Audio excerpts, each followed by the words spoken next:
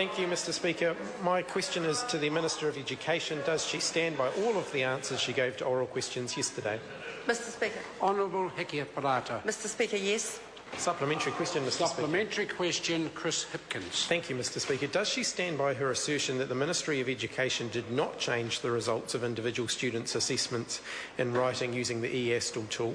If so, how does she explain the notice that was posted on eASTL advising teachers that, quote, changes to the levels, end quote, had been made and that there had been, quote, changes to students' eASTL scale scores, end quote? Honourable Hikia Parata. Mr Speaker, I stand by my response from yesterday. I'm advised by the Ministry of Education that it does not, has not and will not adjust the assessment data provided to them by schools. The assessment data teachers have put into the eASTL writing tool has not been touched. What has been changed is the alignment of the score to the curriculum levels. I reiterate to the member, eASTL is just one of the assessment tools available to teachers to inform their overall judgments. As the member has himself said, quote, eASTL is only a tool and the results it produces need to be weighed up against a number of other things, including teacher observations, interviews and a child's written work. Mr Speaker, schools were informed of the changes through both the system itself and the Ministry's website.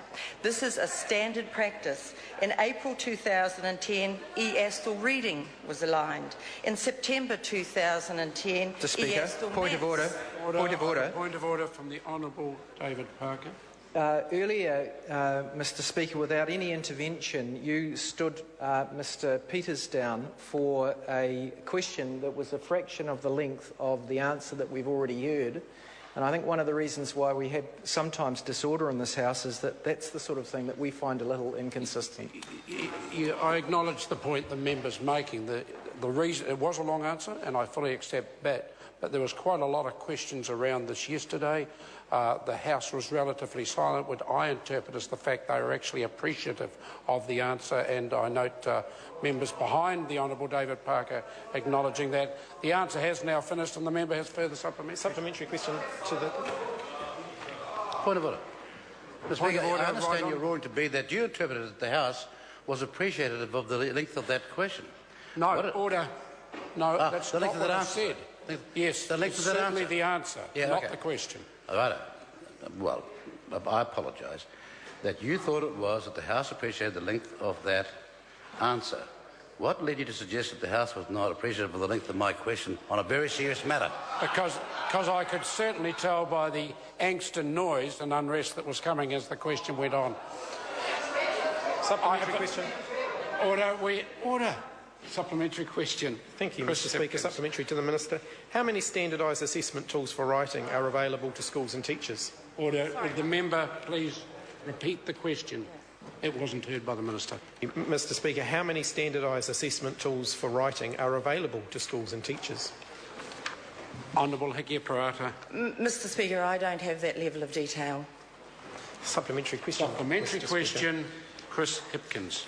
Mr Speaker, given that only one standardised assessment tool for writing is available to schools and teachers, that being eASTL, and the Ministry of Education is altering the results it has produced without telling the schools, on what basis are teachers expected to form their judgments about where an individual student is at with regard to the standards? Honourable Hikia Parata.